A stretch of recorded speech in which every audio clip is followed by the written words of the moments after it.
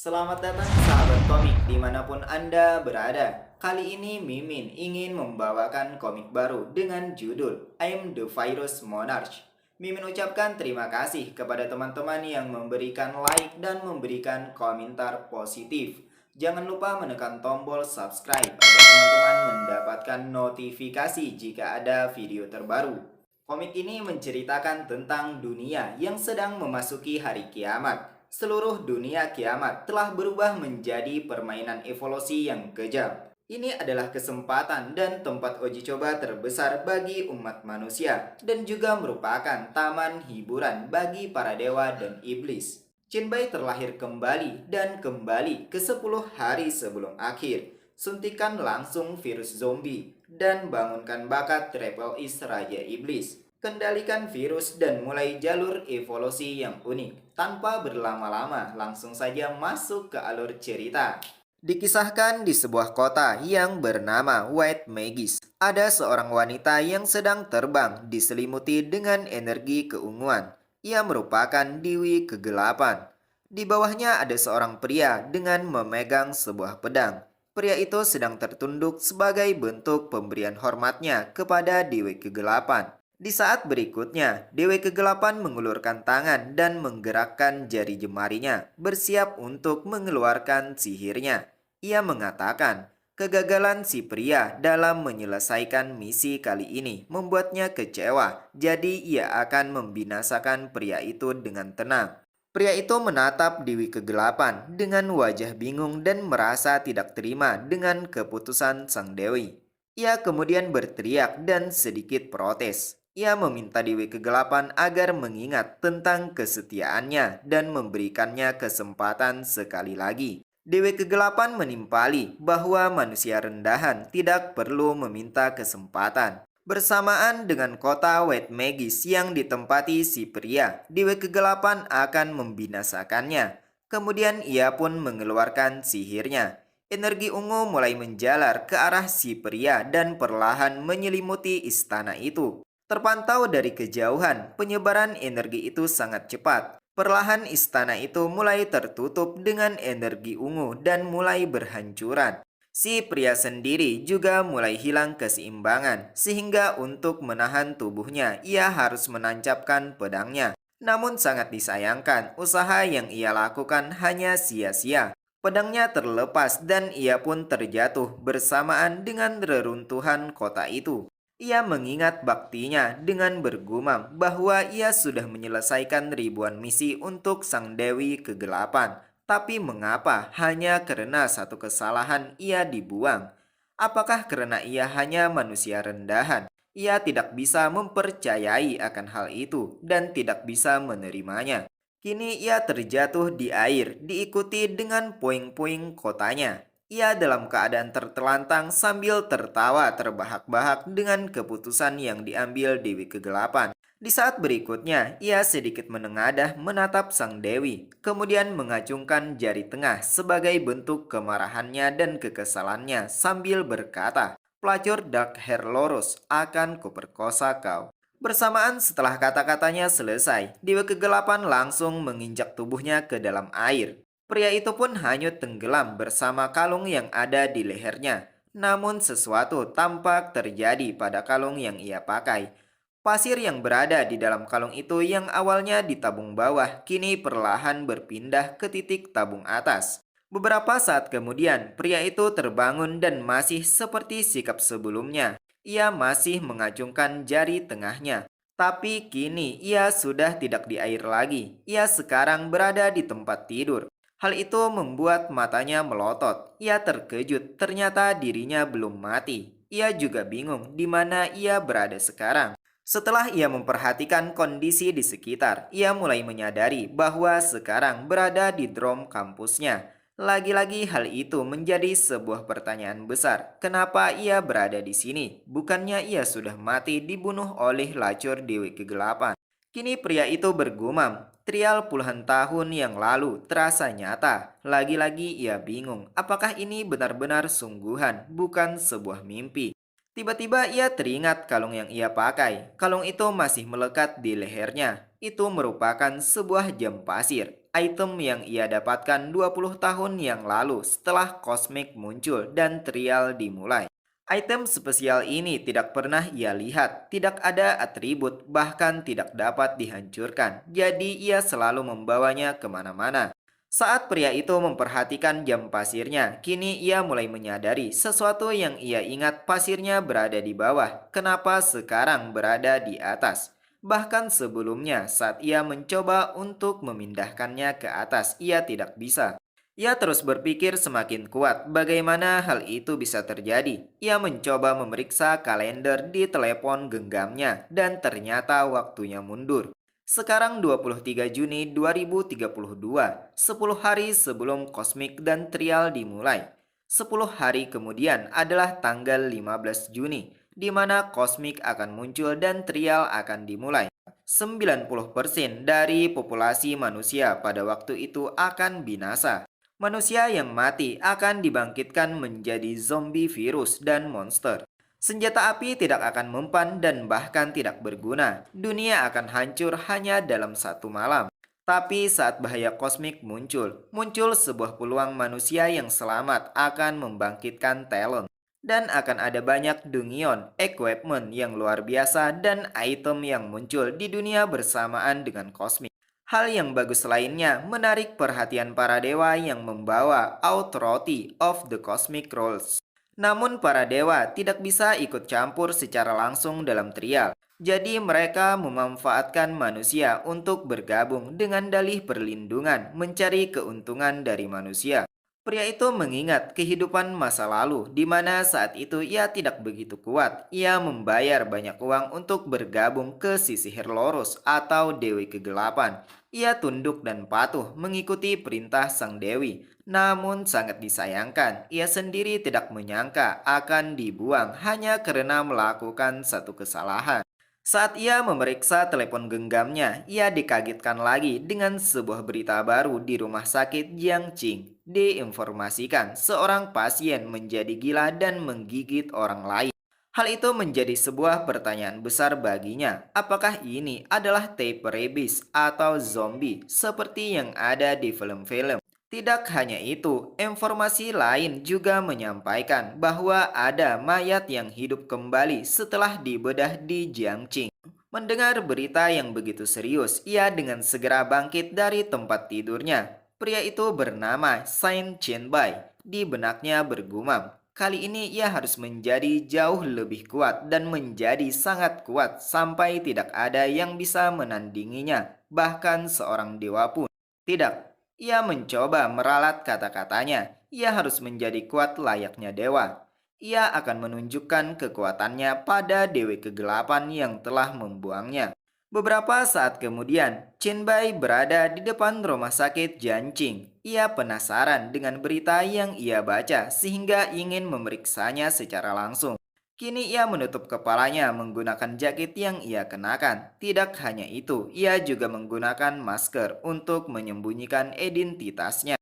Perlahan ia berjalan sambil meneruskan gumamnya. 10 tahun setelah trial dimulai, ada seseorang yang menemukan cara mengupgrade talent. Orang itu mengatakan talent akan aktif 10 hari sebelum trial. Jika orang itu tahu dan menggunakan talentnya, berarti talent bisa di-upgrade.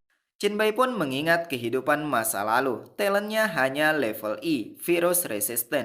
Menurut orang 10 tahun yang lalu tadi, metode jika ingin mengupgrade talent bisa dengan menyuntikkan virus ke tubuh sendiri.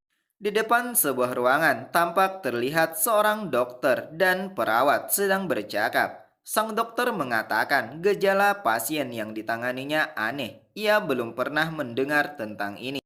Perawat itu menimpali bahwa pasien kali ini seperti yang ada di film-film. Di sisi lain, Chinbai sendiri berada di antara keduanya. Ia di balik dinding menguping pembicaraan mereka. Tidak lama kemudian, dokter dan perawat itu pergi, sementara Chinbai mencoba mengintip dan menyelinap masuk ke ruangan. Terlihat pasien itu sedang terbaring terbujur kaku. Tubuhnya dikunci dan mulutnya diikat agar tidak mengeluarkan suara keras jika berteriak. Chinbai sekarang berdiri di depan pasien itu dengan memegang sebuah suntik.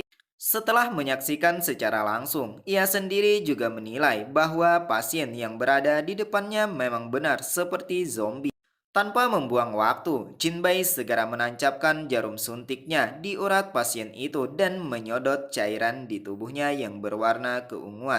Jinbei bergumam jika ia menggunakan virus resistennya dan mengupgrade-nya, maka ia akan bisa memanfaatkannya. Menurutnya, dengan satu suntik cairan itu, seharusnya ia bisa untuk mengaktifkan talentnya.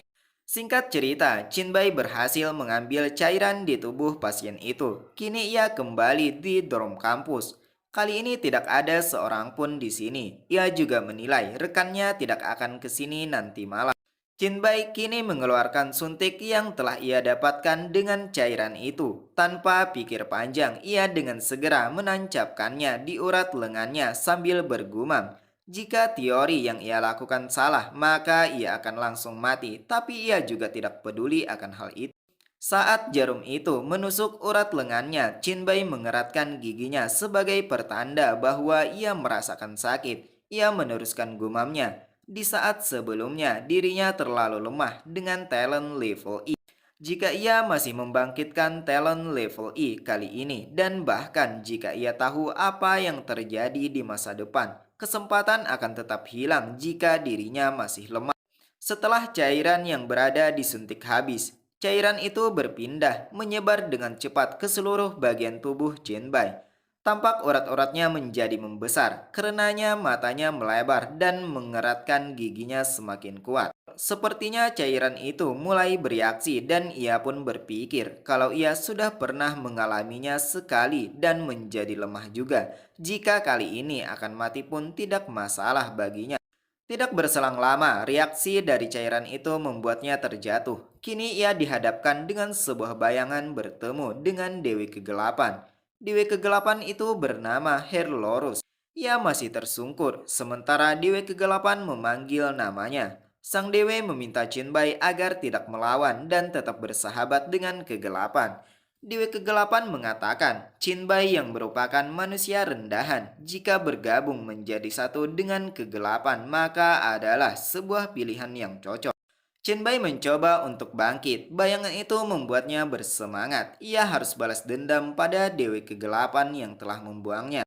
Aura balas dendam yang begitu pekat muncul di wajahnya. Ia tidak bisa mati hanya sampai di sini. Ia berjalan ke teras dengan kondisi yang masih sempoyongan.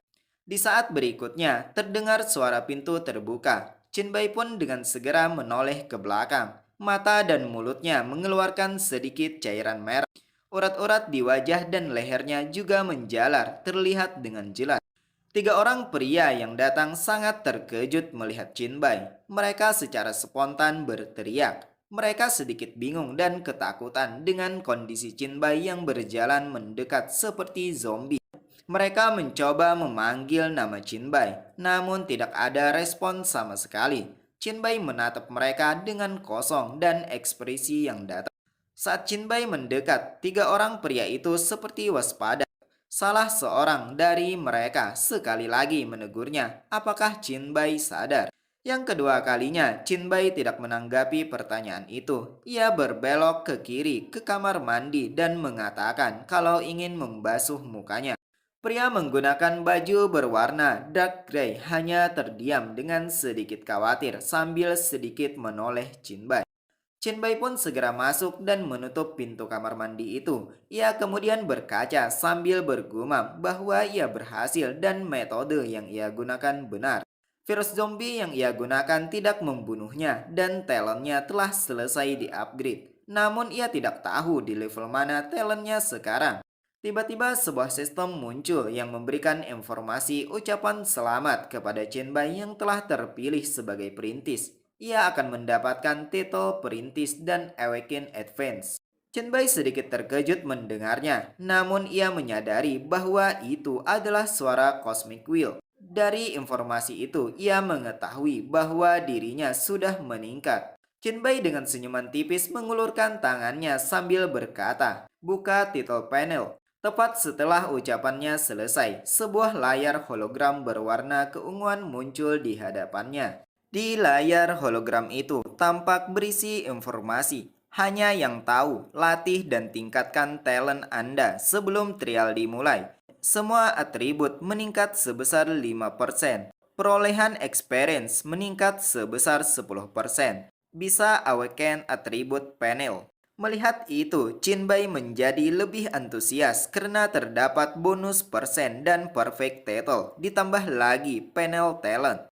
Semangatnya kini begitu membara sampai-sampai wastafel yang ia pegang digenggamnya dengan erat hingga retak. Di layar panel juga ditampilkan bagaimana Chinbei diselimuti virus King Triple Is. Ia kemudian menyentuhkan jari jempol dan jari kelengkengnya, diikuti oleh bayangan ungu dengan arah berlawanan. Ia mengatakan virus Monarch adalah kekuatan terkuat dalam kategori virus, mampu menyerap, memanfaatkan, mengendalikan, mengubah dan bahkan menciptakan virus.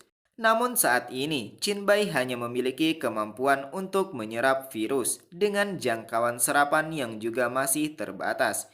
Ia membutuhkan banyak virus lagi untuk meningkatkan kemampuannya. Untuk mendapatkan itu, ia berpikir bahwa rumah sakit adalah tempat terbaik untuk mendapatkan virus secara alami. Singkat cerita, Chinbei kembali ke rumah sakit Jiangqing. Namun kondisi rumah sakit sekarang sangat berbeda. Orang-orang dengan panik melarikan diri keluar dari rumah sakit dikejar zombie. Chinbei sendiri masih tertegun menyaksikannya. Sampai-sampai ia ditegur seorang pria berbaju hijau bahwa ada zombie. Pertanda akhir dunia sudah dekat. Namun Chinbei tidak ada ketakutan sedikit pun. Ia sekarang ingat di kehidupan sebelumnya, ia pernah mendengar tentang ini. Ia ingat seseorang pernah mengatakan tentang 3 kejadian aneh yang terjadi di kota Jiangqing sebelum datangnya trial game. Salah satunya adalah Select Hospital atau rumah sakit yang tersegel dan yang ada di hadapannya sepertinya adalah rumah sakit yang dimaksud. Chinbei dengan penuh ambisi bersiap menyerang zombie yang berada di hadapannya. Hal itu membuat pria berbaju hijau bingung dan memakinya. Kenapa Chinbei masih berdiam diri tidak pergi? Sementara Chinbei sendiri bergumam bahwa ia datang di waktu yang tepat. Tanpa pikir panjang, ia melompat menyerang. Zombie itu mampu ia jatuhkan sambil mencengkram wajahnya dan dengan segera menyerap virus Monarch talent di zombie itu. Jika mendapatkan virus zombie, maka akan mendapatkan poin virus bintang 1 dan dapat digunakan untuk memperkuat kemampuan. Chinbei dengan ekspresi bersemangat terus menyerap virus zombie itu dengan kemampuan virus absorption. Ia yang masih bertahan seorang diri menjadi pusat perhatian para zombie. Mereka berbondong-bondong mendatanginya. Chinbei tidak takut sama sekali akan hal itu. Justru menurutnya adalah hal yang menantang. Ia melontarkan pada semua zombie bahwa mereka semua tidak akan bisa lari kemana-mana. Sementara di tempat yang berbeda, di lantai 4 rumah sakit, ruang toilet, sepertinya ada 2 orang yang terjebak, tidak bisa melarikan diri sehingga para zombie terus menggedor-gedor pintunya. Di sisi lain, yang berada di dalam toilet itu adalah seorang pria dengan wajah panik dan ketakutan. Pria itu merupakan seorang direktur bernama Liu Feng. Ia bergumam, ini buruk, sangat buruk. Pintu ini tidak akan bertahan lebih lama lagi. Di belakang Direktur Lee, ada seorang perawat wanita yang menimpali. Tidak ada cara lagi, mereka akan mati. Direktur Lee menoleh ke belakang semakin panik dan merasakan takut yang luar biasa. Perawat itu juga begitu cemas. Ia duduk dengan kaki bentuk W sambil mengusap air mata dan menanyakan apa yang akan mereka lakukan. Namun ekspresi perawat wanita itu tiba-tiba berubah menjadi bingung. Karena melihat tingkah Direktur Lee yang berubah, ia pun kembali menanyakan, ada apa dengan Direktur Lee? Saat ini Direktur Lee mencoba mendekat seperti ingin menerkam perawat wanita sambil mengatakan, ia telah menguntit si wanita sejak lama dan si wanita bahkan tidak menggubrisnya. Sekarang mereka akan segera mati. Mengapa tidak membiarkan Direktur Lee merasakan sedikit kesenangan sebelum mereka mati? Perawat wanita itu dengan spontan mencoba menghindar, menahan dengan tangan kirinya sambil memaki mengatakan, apakah Direktur Lee gila? Omong kosong apa yang sedang ia katakan? Di saat berikutnya, zombie berhasil melubangi pintu kamar mandi itu. Kini Direktur Lee ketakutan luar biasa berkata, "Kenapa ini begitu cepat? Ia tidak ingin mati." Sekali lagi mengatakan tidak ingin mati sekarang. Namun keberhasilan zombie merusak pintu tidak membuat Direktur Lee untuk mengurungkan niat buruknya. Kini ia memegang tangan perawat itu dan dengan segera menariknya ke depan, dijadikannya sebagai tameng agar ia bisa kabur dari zombie. Setelah Direktur Lee mendorong perawat wanita itu, dengan segera ia menjauh pergi. Di benaknya berpikir, ia sekarang hanya berada di lantai 4. Ia bersugesti bahwa lantai 4 tidaklah begitu tinggi dan dengan segera mencoba berlari mengarah ke jendela.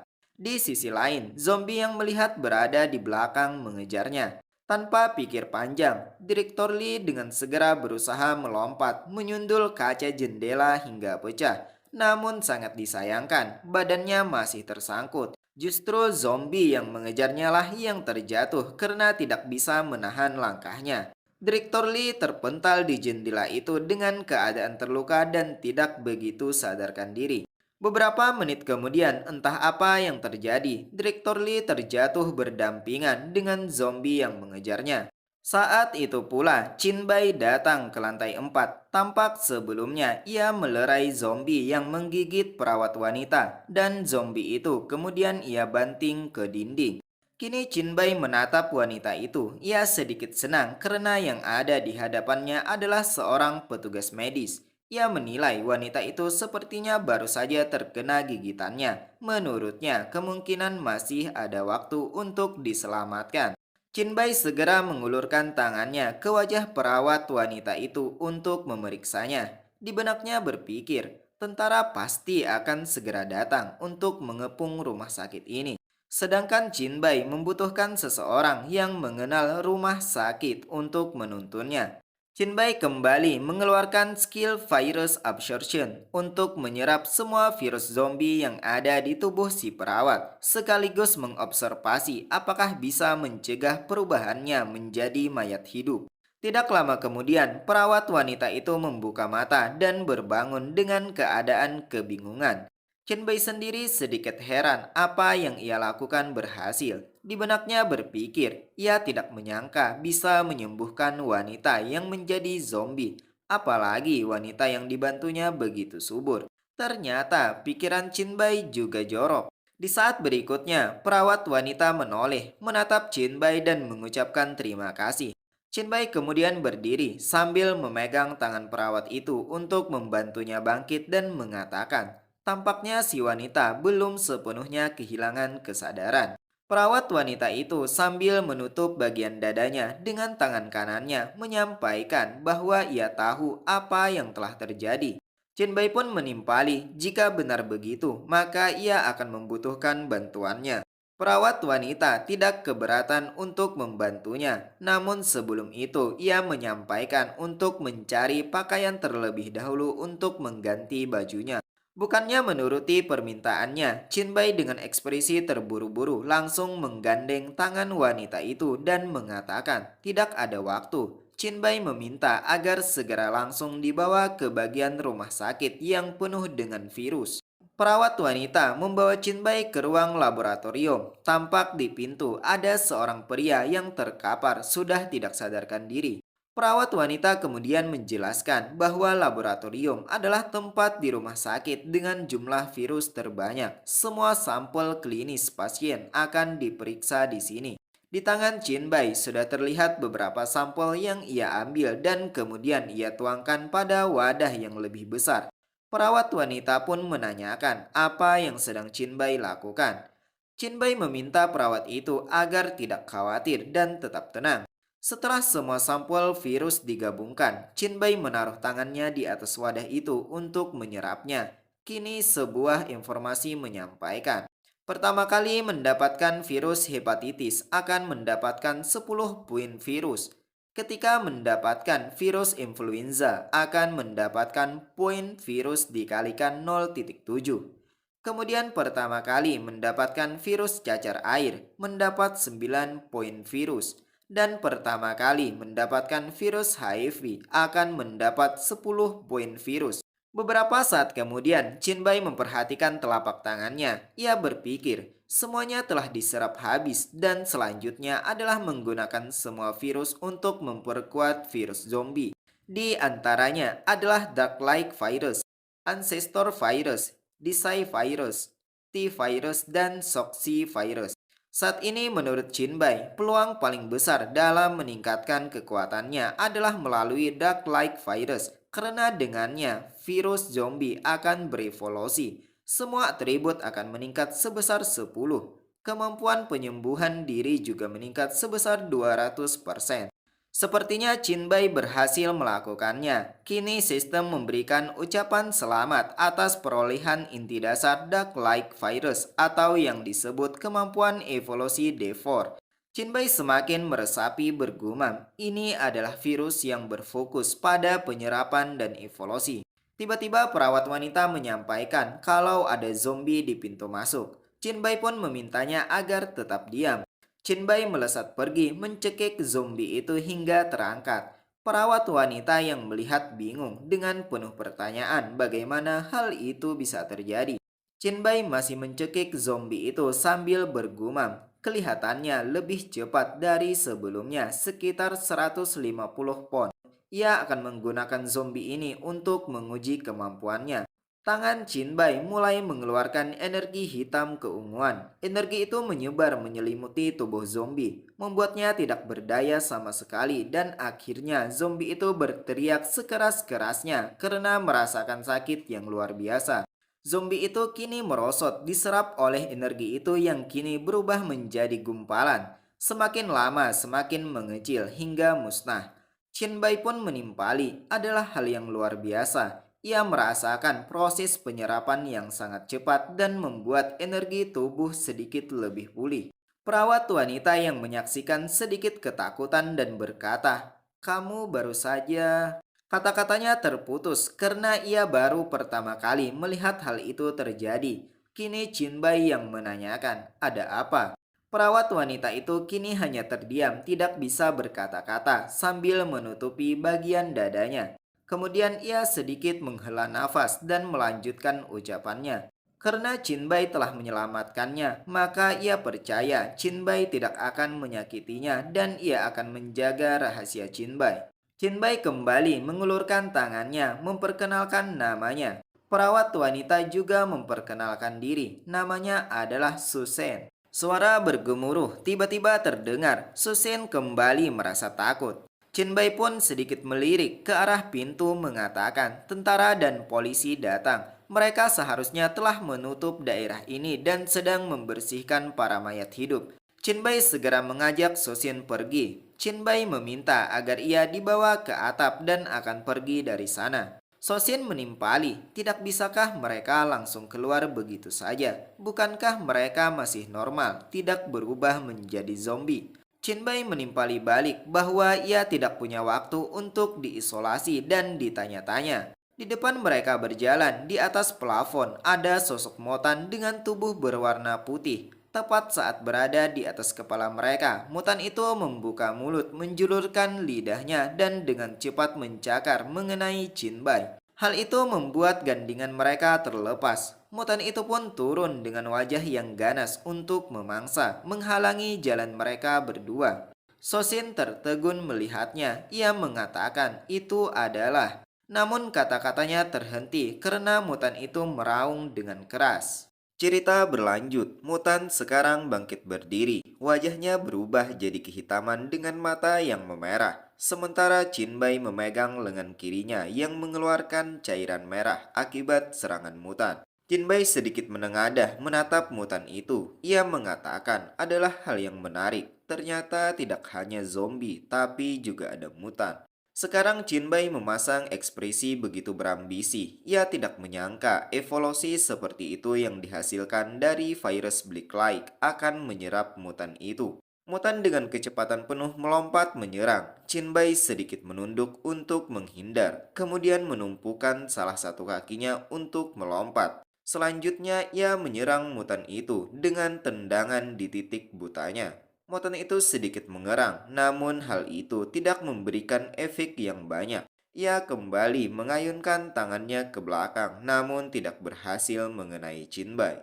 Di saat berikutnya, Jinbai menyerap virus zombie yang ada di sekitarnya dan bersiap untuk menyerang. Mutan sendiri sekali lagi meraung keras, sepertinya ia sangat marah telah dipermainkan.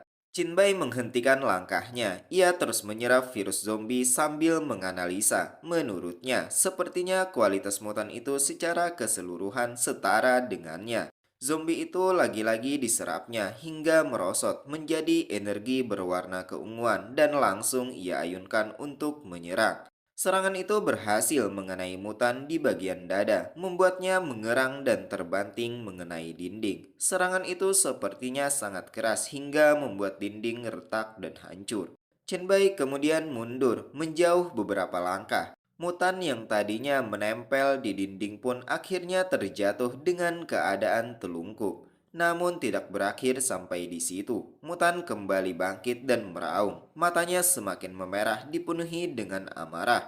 Jinbai menilai serangan yang ia lakukan ternyata tidak menyebabkan kerusakan yang efektif karena mutan dapat melakukan penyembuhan yang cepat. Menurut Jinbai, akan memakan banyak waktu untuk mengatasinya. Di dekat Sosin ada Fireman X yang merupakan salah satu alat damkar berupa kapak. Ia pun segera memecahkan kaca pelindungnya dengan siku dan mengambil kapaknya. Sosin kemudian mengambil, Jinbai pun meliriknya. Berikutnya Sosin melemparkan kapak itu.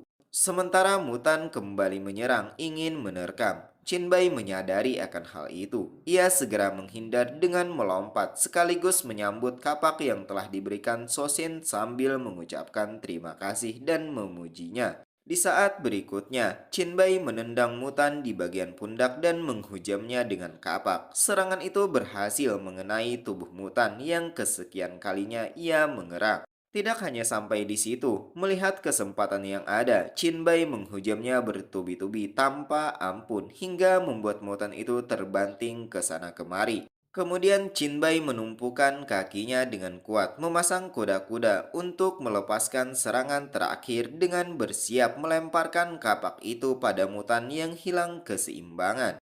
Namun hal yang tidak terduga terjadi. Mutan dengan tiba-tiba mengayunkan lututnya dan berhasil mengenai Jinbai hingga membuatnya mundur beberapa langkah. Kapak yang ia pegang kini juga terlepas. Mutan itu tampak kelelahan. Ia tertunduk menumpukan kakinya. Begitu juga dengan Jinbai sambil menatap mengatakan, "Sungguh mengejutkan, mutan masih bisa bertahan seperti ini." Di saat berikutnya, Jinbai kembali melompat mengambil kapak sekaligus menginjak kepala mutan. Jinbai mulai mencibir, memanggil mutan dengan sebutan anak kecil, mengatakan, "Nak, jangan tinggalkan luka yang belum ditambal. Hati-hatilah saat peringatan kematian sudah tinggi." Ucapan itu memancing amarah mutan semakin meningkat. Kemarahannya hingga ambang batas, membuat mata dan kepalanya berurat. Ia dengan cepat mendorong Jinbai dengan keras. Hal itu di luar dugaan dan membuat Jinbai mengerang kesakitan, memuntahkan sedikit cairan merah. Sosen yang melihat sangat terkejut dan khawatir. Kapak yang dipegang Jinbai kembali terlepas. Muten sendiri terus melepaskan serangan. Kini ia menusukkan jari kedua telapak tangannya di perut Jinbai hingga mengeluarkan cairan merah. Mutan berharap bisa mencabik dan merobek perut Jinbai. Jinbai kemudian melihat perutnya yang terluka dan memuji. Apa yang Mutan lakukan adalah hal yang hebat. Jinbai mulai memindahkan pandangan menatap ke arah Mutan dengan penuh ambisi untuk menghabisi.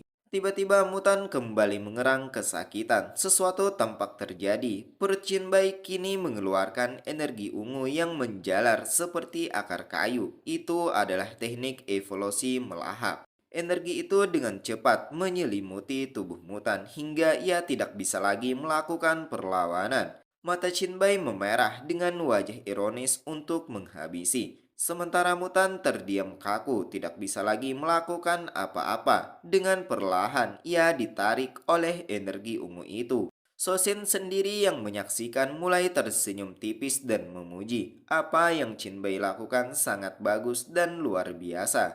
Kini sistem informasi juga memberitahukan bahwa bagian melahap selesai. Mutan digunakan, zombie cakar tahap kedua. Jinbai yang tadinya mengambang di udara kini menginjakkan kakinya ke lantai. Lagi-lagi sistem memberitahukan cahaya virus hitam sedang berlangsung. Jinbai memperoleh kemampuan zombie cakar, cakar tulang.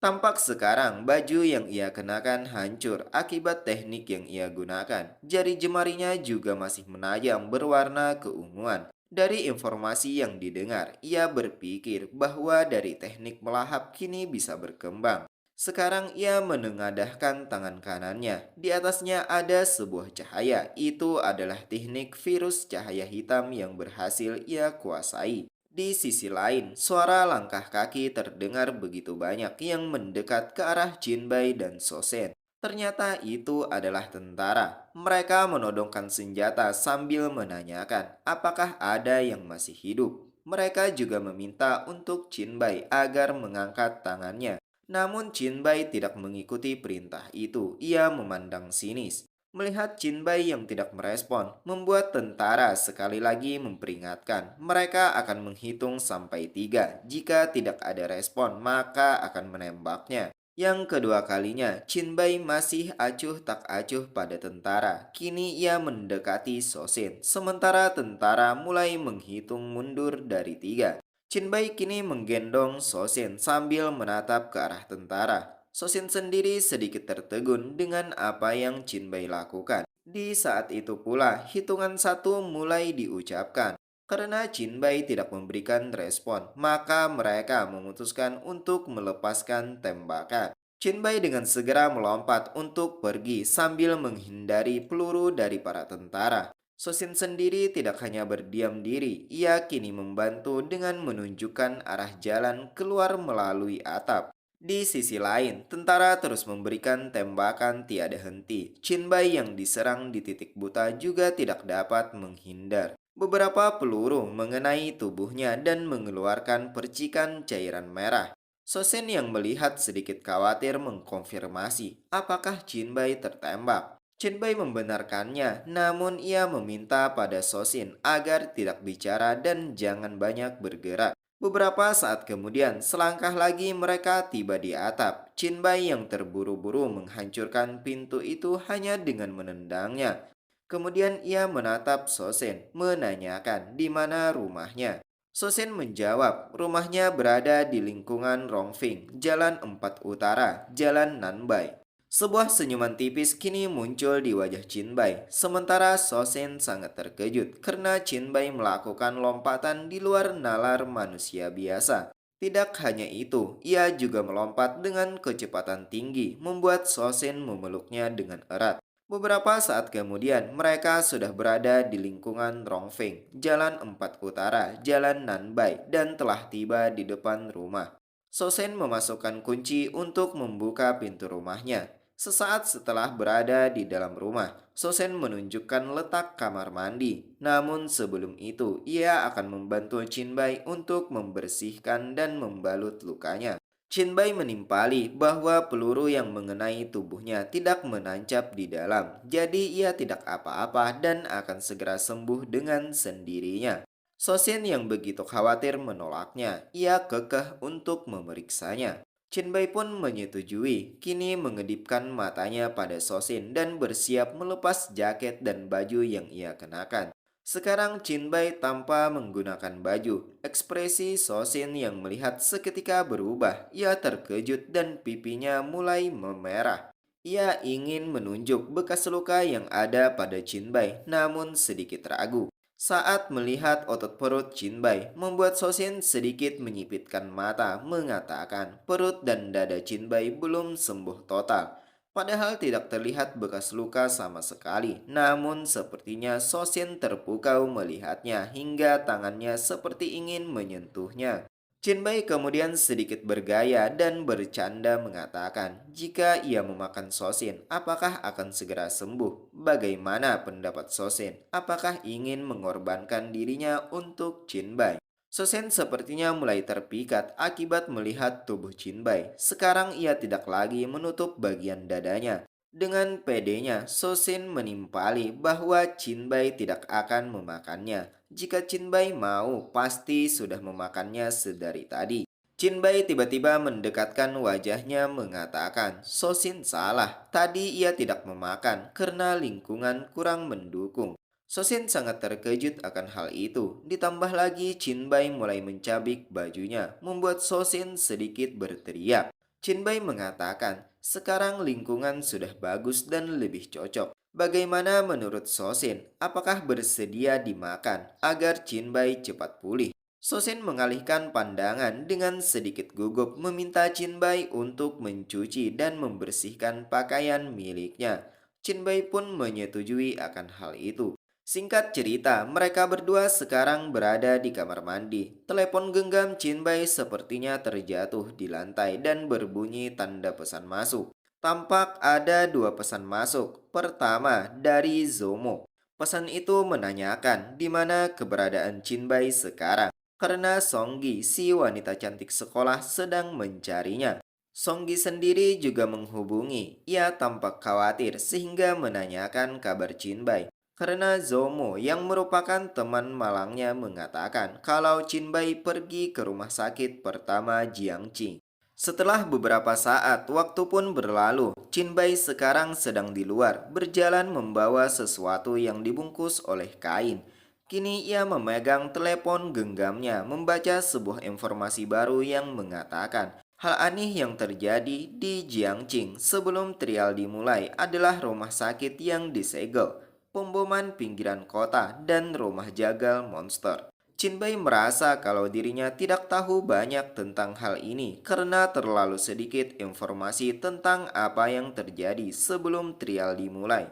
Selain itu, sepertinya orang-orang tidak begitu peduli karenanya hanya sekali disebutkan dalam percakapan biasa. Hal itu membuat Chinbai benar-benar bingung dan pusing. Di saat berikutnya, Chinbai menghubungi Sosin menyampaikan kalau ia sudah membeli sarapan dan akan segera kembali.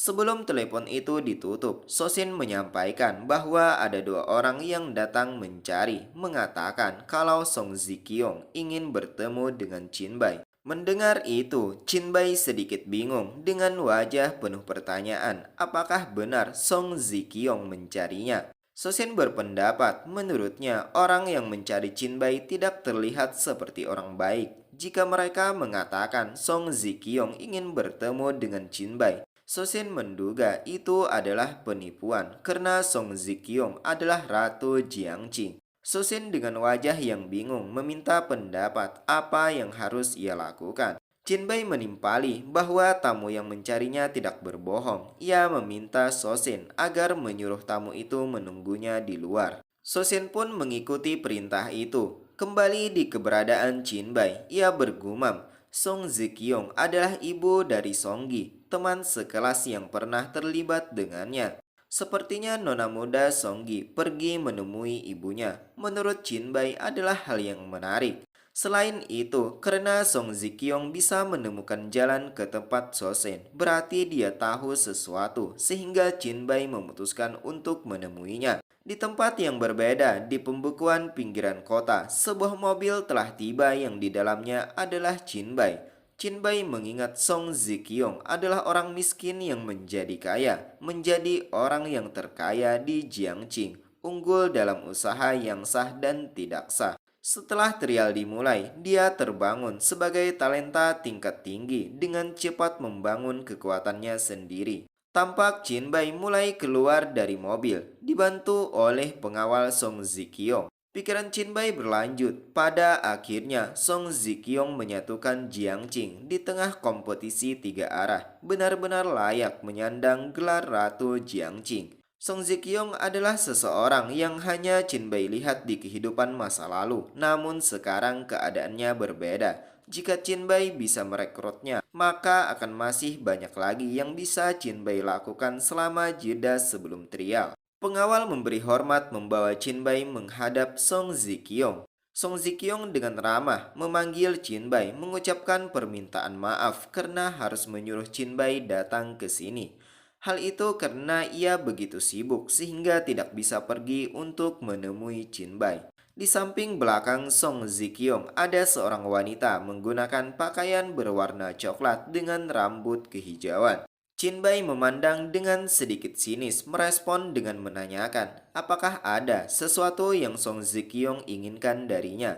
Song Zikyong mendekat merapikan jaket Chin Bai mengatakan, ia menelpon Chin Bai karena Song Gi berlari pulang dan mengatakan bahwa Chin Bai tidak dapat dihubungi di rumah sakit pertama Jiangqing sehingga ia meminta bantuan.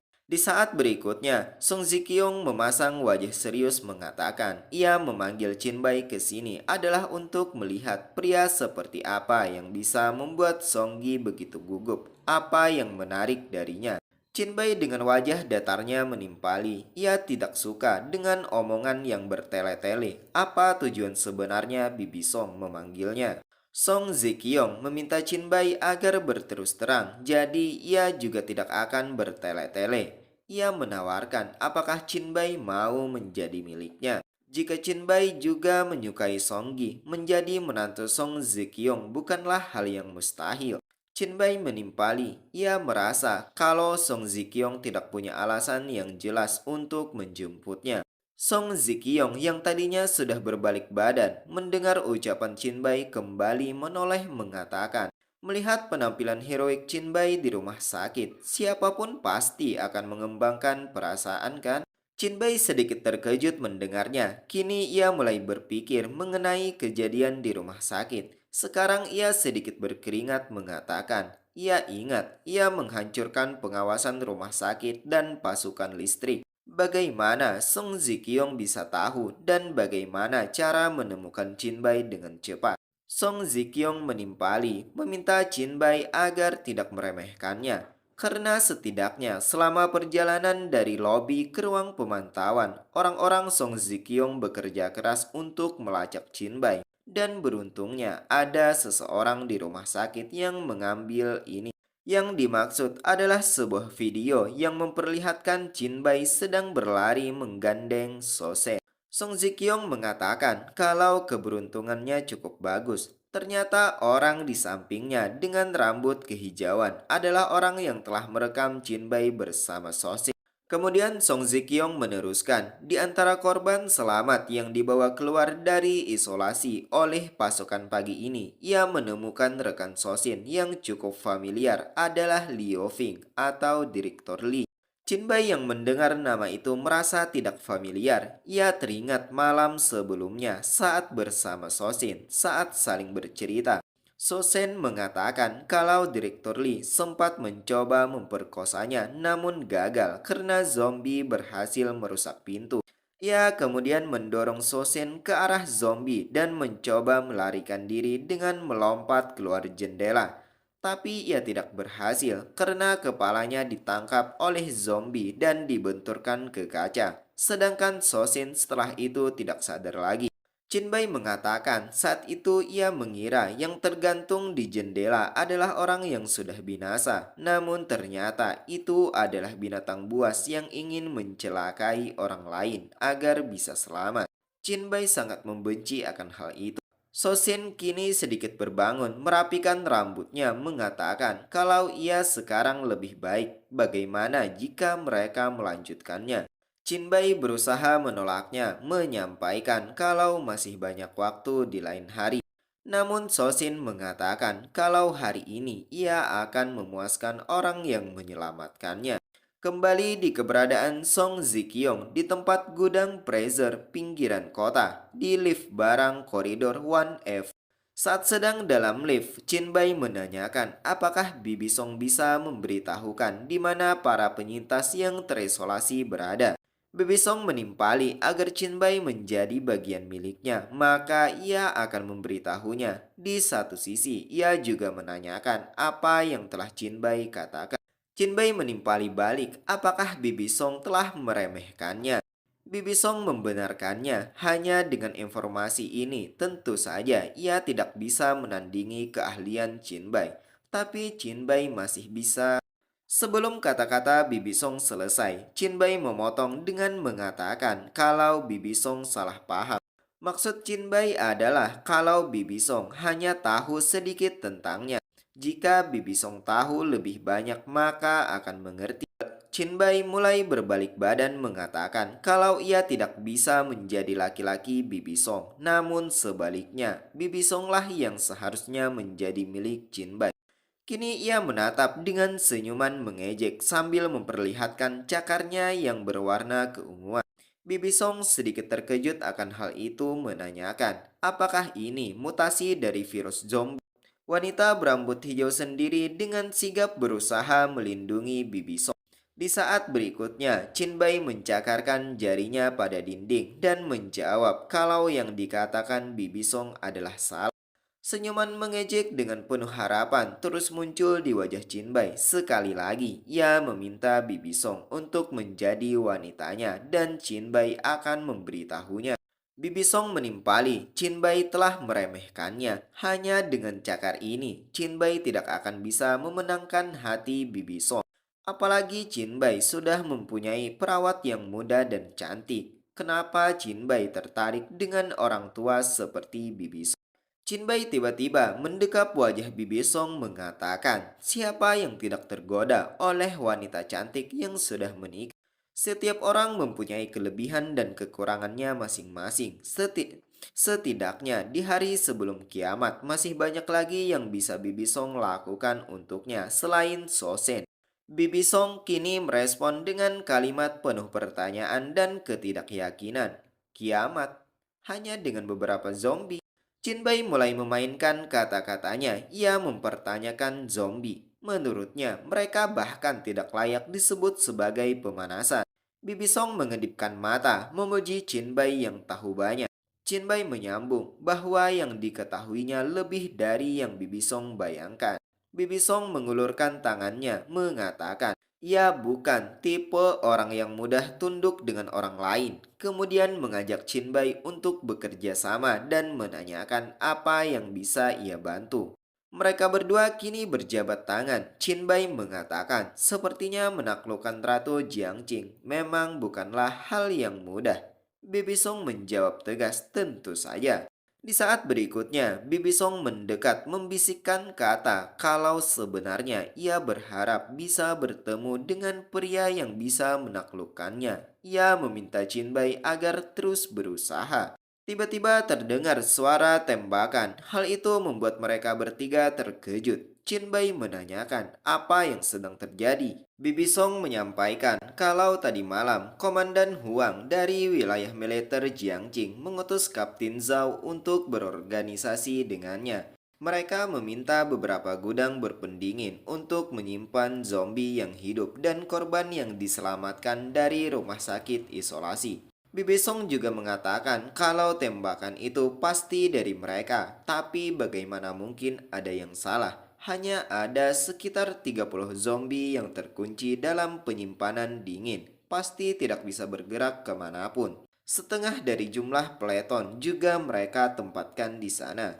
Chinbai menempatkan jari telunjuk di bibir, berpikir dengan keras bergumam. Ia tidak menyangka bahwa penemuan zombie akan terjadi sangat cepat karena kelambanan mereka dalam suhu rendah. Tapi mereka pasti tidak akan tahu kondisi ekstrim kemungkinan akan meningkatkan mutasi zombie. Chinbai sedikit berimajinasi membayangkan bagaimana penyimpanan dingin di pinggiran kota. Ia juga mengingat sebuah tayangan yang pernah ia saksikan di mana orang-orang mengingat kembali hari saat mereka didominasi oleh XX. Keberadaan Gaussian dan resolusi abad pertengahan dipertanyakan karena saat itu kualitas gambar sangat buram.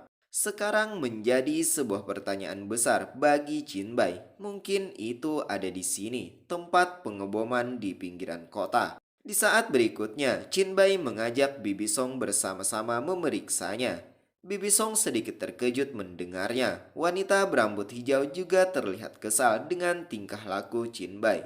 Chinbai meneruskan gumamnya, menilai adalah hal yang bagus. Ia penasaran mutasi seperti apa yang kira-kira akan mengacu.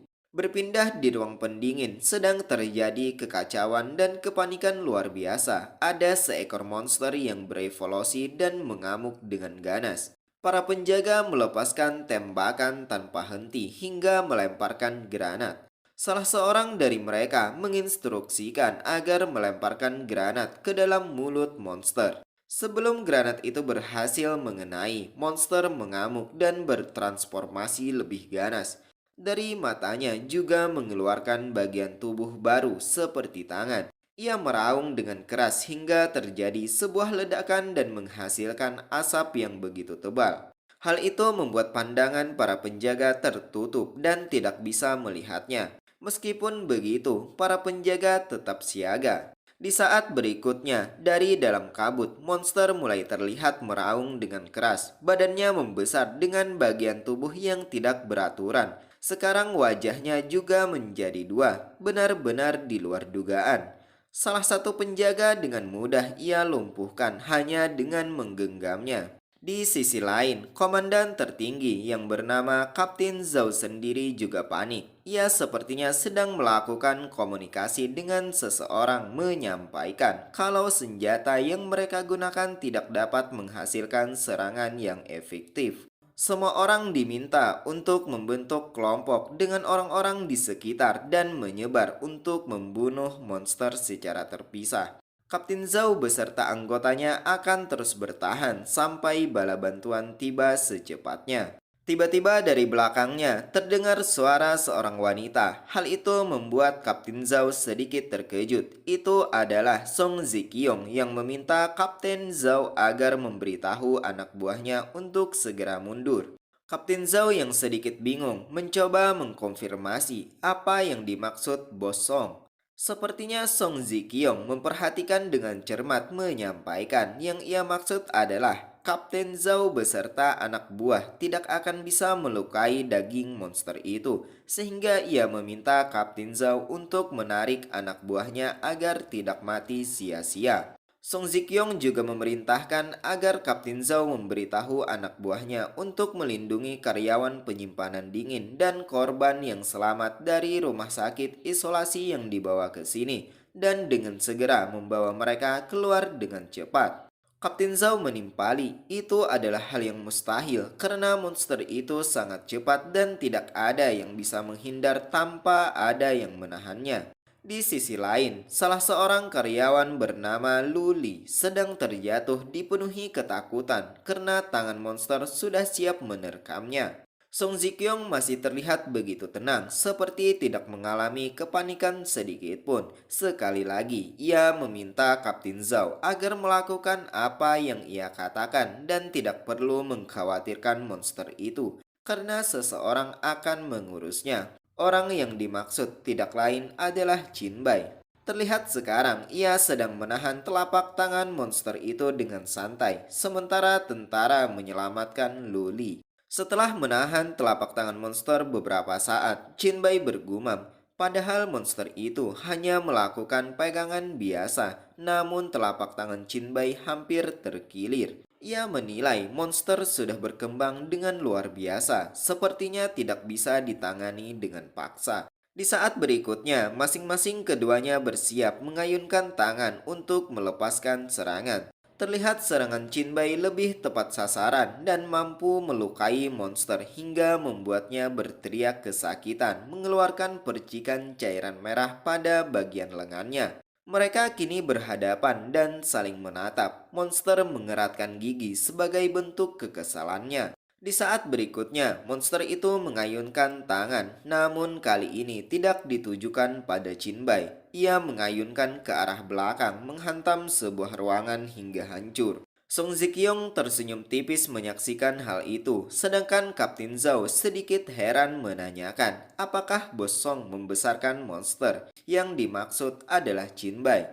Song Ziqiong menimpali apa yang Kapten Zhao bicarakan. Yang ada di hadapannya adalah seseorang dan dia adalah partner mereka. Di sisi lain, ternyata ruang yang dihancurkan monster adalah tempat penyimpanan daging. Jinbai meminta monster agar tidak memakannya. Ia sekarang sedikit sombong mengatakan kalau monster hanyalah menyia-nyiakan semua daging yang ada. Jinbai kini mengeluarkan energi keunguan yang menjalar pada daging. Itu adalah teknik evolusi melahap. Perlahan semua daging diserap. Hal itu membuat monster sangat marah. Kali ini ia berusaha memukul Jinbai, namun tidak berhasil. Jinbei mampu menghindar dengan melompat. Sistem memberitahukan bahwa teknik melahap daging sapi dalam jumlah besar sudah selesai. Tidak hanya itu, Black Light Virus telah berevolusi sedikit meningkatkan kekuatan dan energi. Dalam keadaan sedang di udara, Jinbei bergumam, daging sapinya memang benar-benar premium. Tidak hanya meningkatkan energi, tetapi juga mampu membuat levelnya meningkat. Ia menatap monster dari titik buta, meneruskan gumamnya. Apakah monster itu sedang mencari dagingnya? Sayangnya, sudah Jinbei lahap semuanya. Monster itu terus meraba-raba, mencari daging yang sebelumnya ada di sekitarnya. Di saat berikutnya, Jinbei mengayunkan tangannya yang dipenuhi energi keunguan dan segera menyerang. Cerita berlanjut pada monster yang juga bersiap untuk melawan serangan. Namun lagi-lagi, ia harus merasakan serangan Jinbei yang menghujam mengenai wajahnya hingga membuatnya terjatuh. Jinbei kini berada di wajah monster itu. Monster itu tentu tidak hanya tinggal diam. Ia berusaha menyerang dengan bersiap menangkupkan kedua tangannya. Jinbei menilai itu adalah waktu yang sangat tepat. Ia dengan segera mengeluarkan energi keunguan yang diarahkan pada kedua tangan monster itu. Hal itu membuat monster seperti terikat. Kapten Zhao yang menilai sangat terkejut dan tidak bisa mempercayainya. Menurutnya, itu adalah hal yang mustahil bisa dilakukan oleh manusia biasa. Kini sebuah senyuman tipis mengejek muncul dari bibir Jinbei. Ia terus mengalirkan energi keunguan itu hingga ke sela-sela jari monster. Sekali lagi, Kapten Zhao yang melihat semakin yakin kalau Jinbei bukanlah manusia, melainkan monster. Melihat keduanya yang sedang lengah bertarung, tampak di wajah Kapten Zhao sedang merencanakan sesuatu sambil memegang erat alat komunikasinya. Gerak-gerik Kapten Zhao membuat Bosong yang berada di belakangnya penuh tanya dan curiga. Tiba-tiba Kapten Zhao seakan berapi-api menghubungi rekannya menanyakan apakah bala bantuan sudah tiba karena ia perlu meminta peluncuran rudal.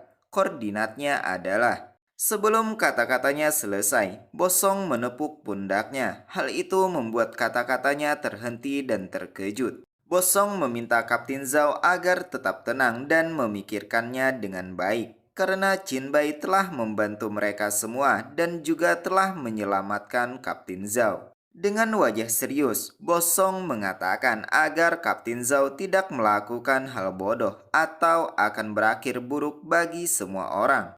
Singkat cerita, 10 menit kemudian, sepertinya monster sudah berhasil ditangani oleh Jinbei. Kini semua tentara menodongkan senjata ke arahnya. Terlihat Jinbei sedang berada di tengah barisan tentara yang menggunakan atribut lengkap. Sekali lagi, Kapten Zhao melalui alat komunikasinya memastikan agar semua senjata anak buahnya terisi dengan peluru. Selain itu, ia juga meminta agar tetap waspada. Yang kedua kalinya pula, Bosong memperingatkan agar dirinya berhati-hati dalam berbicara. Kapten Zhao menimpali, ia tahu kalau Jinbei tidak menyerang, ia juga tidak akan memerintahkan untuk menyerang.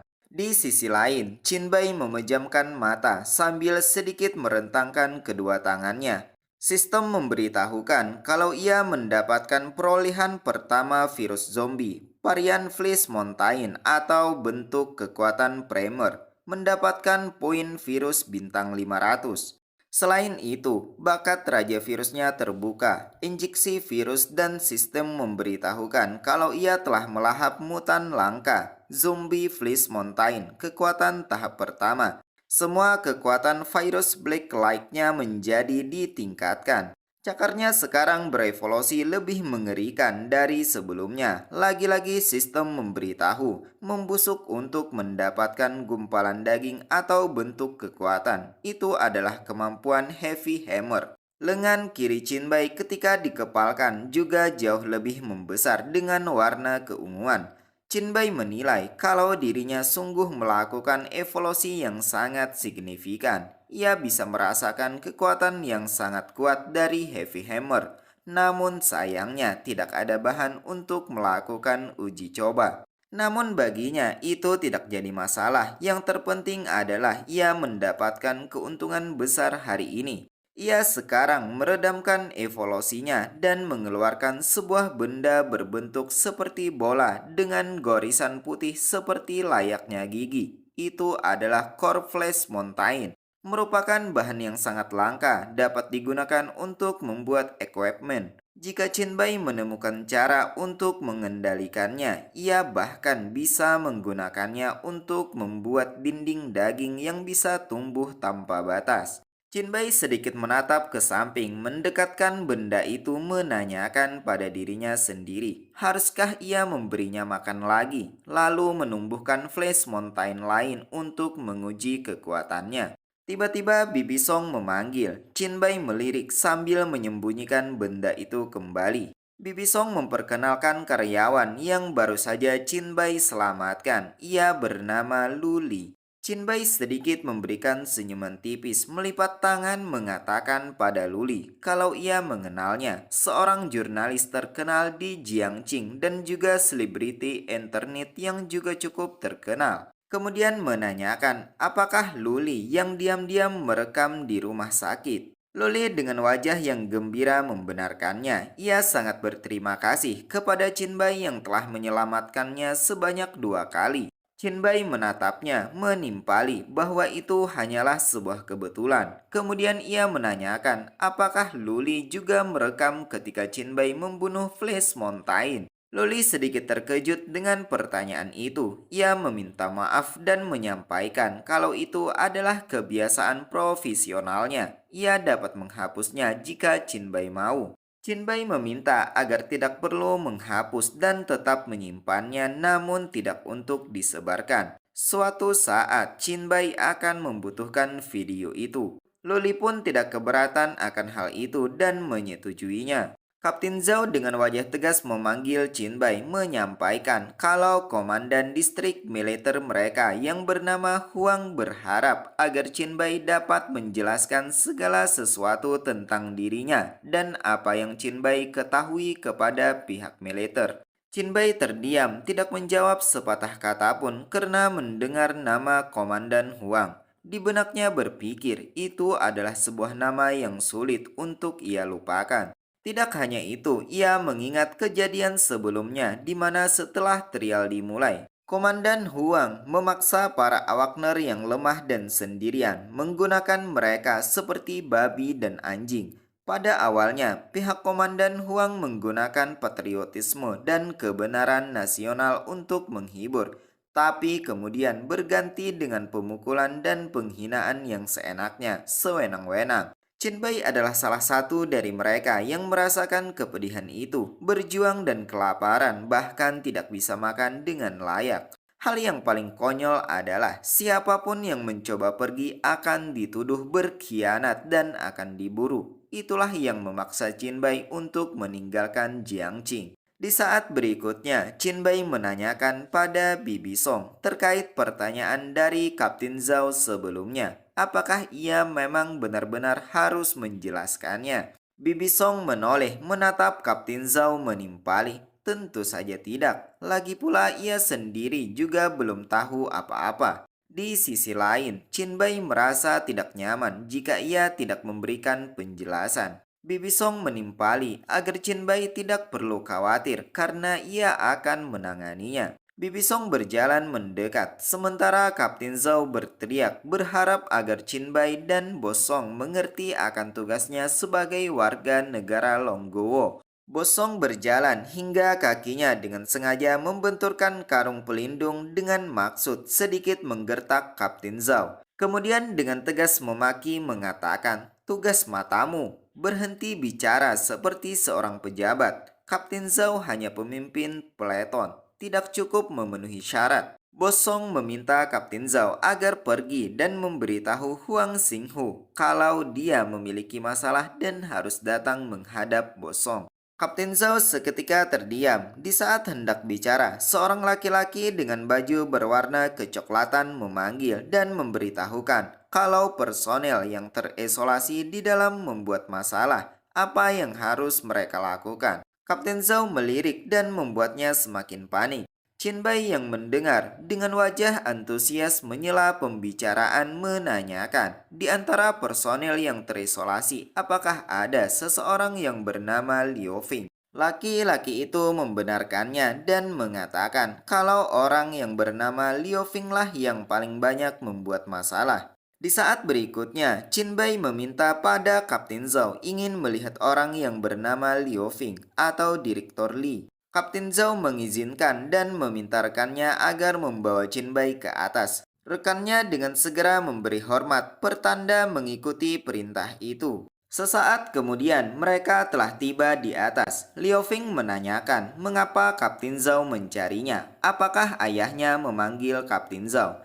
Dengan wajah sedikit sombong, Liu Fing mengatakan kalau ayahnya adalah wakil presiden rumah sakit pertama bernama Liu Huainong. Tiba-tiba Bai mendekat dan meletakkan tangannya di pundak Liu Fing. Seketika ia terdiam dan bingung apa maksud dari itu. Yang dilakukan Bai ternyata tidak hanya sekedar menepuk pundak, ia mengeluarkan teknik injection virus, menyalurkan virus zombie. Matanya juga berubah menjadi keunguan dan mengatakan pada Liu Fing kalau Bai lah yang mencarinya. Seseorang meminta untuk menyampaikan pesan padanya. Liu Fing sangat terkejut dan terlihat khawatir sehingga menanyakan siapa Bai. Di saat berikutnya, Bai mendekat membisikkan, semalam di ranjang, Sosin bilang padanya. Karena apa yang Liu Fing lakukan pada Sosin dengan zombie itu, Sosin ingin Liu Fing binasa. Liu Fing menimpali bagaimana Bai bisa tahu Sosin tidak mungkin masih hidup. Bai tiba-tiba mundur beberapa langkah meminta semua orang agar segera mundur karena Liu Fing akan berubah menjadi zombie. Apa yang Bai katakan membuat semua orang penuh tanya, apalagi Liu Fing. Ia menimpali Bai lah yang akan berubah menjadi zombie. Apakah Bai mencoba mempermainkannya? Kata-kata Bai memancing amarah Liu Fing. Ia dengan segera melesat menyerang sambil mengatakan, Bai pasti menipunya. Sosin, jalang itu bagaimana mungkin bisa bersama Bai? Amarah Liu Fing tidak tertahankan lagi, matanya hingga berurat dan mengeluarkan energi keunguan. Tidak hanya itu, fisiknya juga mengalami perubahan layaknya seperti zombie yang siap menerkam. Bai tampak tenang karena ia sudah mempersiapkan diri untuk melawannya. Saat Liu Fing sudah mendekat, ia mengeluarkan teknik terbarunya dan mengayunkan tangannya. Ayunan itu melesat hampir menepis mengenai wajah Kapten Zhao hingga membuat topinya terlepas. Ia juga tampak gemetar merasakannya. Bai dengan mudah mengakhiri serangan Liu Fing sekaligus sebagai uji coba teknik terbarunya. Ia menilai itu lebih kuat dari yang ia kira. Sementara Kapten Zhao masih tertegun dan penuh tanya, apakah itu adalah tangan mutan? Apakah Bai adalah manusia super? Bai sedikit menoleh menanyakan apakah Bibi Song baik-baik saja. Ia bisa memberitahu Bibi Song beberapa informasi jika mereka sudah kembali. Bibi Song berjalan mendekat dan tampak berpegangan hingga membuat kaki Bai sedikit bergeser. Ia mengatakan kalau Bai mulai sekarang bisa memanggilnya Zikyong atau Songzi. Bai pun menanyakan alasannya. Bibi Song menimpali, ia pikir dirinya dengan panggilan Bibi Song tidak layak untuk menjadi rekan Bai. Itu adalah kata-kata halus bentuk ketertarikan Bibi Song pada Bai. Ia kemudian meneruskan kata-katanya, jika orang-orang mengetahui tentang Bai, memangnya apakah ada yang masih mau sekarang? Bai menimpali bahwa itu tergantung pada nilai dan kinerja Bibi Song padanya. Cerita berlanjut, setelah urusan selesai, mereka menaiki sebuah mobil yang berwarna putih untuk pergi ke suatu tempat. Di dalam mobil, Bibi Song memulai pembicaraan menanyakan pada Bai, apakah ia bisa datang ke tempat Bibi Song pada malam nanti untuk makan. Bai menerima tawaran itu, namun ia meminta agar Bibi Song tidak mengganggunya sampai mereka telah tiba di rumah Bibi Song. Bibi Song pun menerima permintaan itu. Terlihat Jinbai sekarang sedang memikirkan sesuatu. Itulah alasannya kenapa ia tidak ingin diganggu. Ia bergumam, sekarang adalah saatnya untuk melakukan undian loteri. Ia ingin melihat hadiah seperti apa yang akan ia terima. Apakah ada hadiah yang bagus yang bisa ia gunakan untuk mengalahkan Mad Mountain? Jinbai saat ini melakukan interaksi dengan sistem. Ia membuka inventory. Sistem menampilkan dua gambar yang berbeda. Pertama adalah gambar Core Flash Mountain dan yang kedua adalah dua buku. Ia menilai itu adalah keberuntungan yang lumayan bagus bisa mendapatkan buku skill, bukanlah keberuntungan yang buruk. Tiba-tiba sistem kembali menampilkan informasi baru memberitahukan salah satu fungsi dari dua buku itu adalah Ravage Bloodlust telah aktif. Berfungsi untuk meningkatkan semua atribut sebesar 3 selama 10 menit dengan cooldown selama 1 hari dan selama keadaan cooldown semua atribut akan berkurang 50%. Jinbai sedikit terkejut mengetahuinya. Sekarang ia menarik kata-katanya. Ternyata baginya buku skill ini sama sekali tidak akan berguna. Fungsi buku selanjutnya adalah Muscle Enhancement, namun masih pasif, belum aktif. Berfungsi untuk meningkatkan banyak massa otot, menggandakan tingkat pertumbuhan kekuatan dan konstitusi. Jinbai menilai fungsi ini juga tidak akan berguna. Sesuai yang ia ketahui, mereka yang menggunakan ini di kehidupan sebelumnya semuanya akan berubah menjadi orang yang gila otot. Itu sangat berdampak dan akan mengurangi fleksibilitas. Itulah dua fungsi buku yang Jinbai dapatkan. Menurutnya, meskipun buku ini tidak berguna baginya, namun kedua buku skill ini cukup berharga bagi yang masih pada tahapan awal atau uji coba. Bisa untuk membangun faksi atau mengumpulkan orang. Sekali lagi, Jinbai menekankan kalau buku ini akan berguna bagi mereka yang masih berada di tahapan dasar. Jinbai mulai mengganti topik pikirannya tentang membangun faksi. Ia akan memulai rencananya. Hadiah yang didapatkan jika membunuh Mad Mountain adalah 6 koin emas. Menurut Jinbai, itu akan cukup untuk membentuk grup chat. Ia akan dapat menggunakan grup itu untuk mengumpulkan para pioner dan membantu mereka meletakkan dasar yang kuat sebelum uji coba. Tampak sekarang Jinbai bersama sistem ingin membuat grup chat tersebut dan segera mengkonfirmasinya dengan biaya sebesar 5 koin emas. Ia melanjutkan gumamnya, faksi-faksi pada tahap akhir uji coba di kehidupan sebelumnya sangat kompleks dan beragam. Berdasarkan pengalaman yang pernah ia lalui, hubungan yang terjalin di tahap awal uji coba sangatlah penting. Terlihat di layar, sistem menampilkan proses pembuatan grup chat. Jinbai diminta untuk memberikan nama pada grup tersebut. Namun bukannya memberikan nama, Jinbai malah membatalkannya sehingga nama grup tersebut dibuat secara otomatis dengan nama grup chat 001. Setelah proses selesai, Jinbai teringat dengan Dewi Kegelapan. Ia berjanji pada dirinya sendiri akan membangun kembali kota White Emperor miliknya dan menjadikannya sebuah kerajaan divine. Ia juga akan membalas apa yang telah Dewi Kegelapan lakukan padanya dengan membuatnya tunduk seperti dogi yang paling rendah di bawah kakinya. Singkat cerita, 3 jam kemudian mereka telah tiba di villa pribadi Song Zikyong. Beberapa saat sebelumnya, sepertinya mereka sudah melakukan perbincangan, namun tidak diketahui percakapan seperti apa. Sehingga sekarang Song Zikyong mengatakan, dalam uji coba kosmik, lebih dari 90% orang akan menjadi monster dan menjadi evolver berbakat. Selain itu, senjata api dan sebagian besar perangkat elektronik tidak akan. Sebelum kata-katanya selesai, Jinbai memotong dengan ekspresi yang serius mengatakan bahwa hanya itu yang bisa ia beritahukan pada Bibi Song. Bukankah seharusnya cukup bagi Bibi Song untuk menghadapi dan mendapatkan keuntungan? Bibi Song menimpali, tidak cukup. Kemudian ia menanyakan pada Chinbai agar tidak perlu basa-basi bagaimana agar Bibi Song bisa menjadi rekan Chinbai. Chinbai duduk dengan santai menyampaikan, pertama adalah kemampuan, ia tidak butuh orang yang tidak berguna. Kedua adalah kesetiaan, kesetiaan yang mutlak seumpama seperti dogi yang patuh dan setia pada tuannya. Bibi Song dengan spontan mengatakan kalau tentang kesetiaan, ia bisa langsung memberikannya dan untuk kemampuan, ia juga yakin kalau dirinya memenuhi syarat. Kemudian meneruskan, kalau masalah uang, status di Jiangqing tidak ada yang bisa dibandingkan dengannya.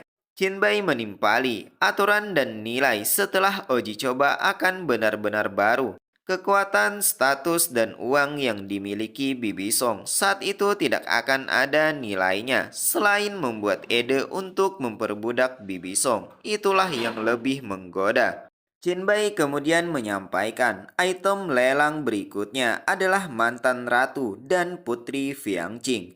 Membawa ratu yang mulia kembali ke rumah, bukankah itu yang diimpikan semua orang sebelum uji coba? Bibi Song menanyakan apa bedanya antara menjadi dogi yang setia di sini dan menjadi mainan di tempat lain. Senyuman tipis kini mulai muncul di wajah Chinbai sambil mengatakan, sebuah panggung di mana Bibi Song bisa mengerahkan kekuatan dan seorang majikan yang tidak akan membatasi karena rasa takut. Namun hal itu sudah pasti karena Chinbai akan selalu lebih kuat dan selalu ada di atas Bibi Song. Bibi Song menimpali, ia merasa jika ia ragu-ragu lebih lama lagi, ia akan kehilangan kesempatan yang sangat penting. Bibi Song sekarang mendekat dan mulai membungkuk di hadapan Chinbai mengatakan, aku bersedia melayanimu, Master. Hal itu membuat Chinbai sejenak terdiam tanpa sepatah kata pun. Beberapa saat kemudian, ia mengatakan ia harus mengakui reputasi dan status Bibi Song lah yang membuat nilai emosional yang diberikan pada Chinbai sangat tinggi. Chinbai mendekat memegang dagu Bibi Song yang kemudian meminta Bibi Song agar segera menunjukkan seberapa besar pesonanya. Kebetulan Chinbai punya beberapa tugas yang perlu Bibi Song tangani sekarang. Di ruang yang berbeda, Luli bersama dengan supir Bosong yang bernama Cheng Er. Tampak Luli sangat terkejut ketika melihat handphonenya. Cheng Er sendiri dengan wajah yang serius membaca pesan dari Bosong yang memerintahkannya untuk menyuruh Luli mengirimkan video Chinbai padanya dan kemudian membawanya pulang dengan alasan karena Luli terlalu banyak bekerja beberapa hari ini dan butuh istirahat. Perintah Bosong tidak hanya sampai di situ, ia juga meminta Ching Er mencari seseorang untuk membuat postingan Chinbai tetap terlihat jelas di forum-forum utama. Postingan itu nanti diberi judul untuk para pioner dengan ID postingan White Emperor Pioneer. Ching Er pun hanya terdiam setelah membaca pesan itu dan kemudian ia menyampaikannya pada Luli. Luli yang mendengarnya sedikit terkejut dan mencoba mengkonfirmasinya apakah sudah tidak ada lagi yang bisa ia bantu.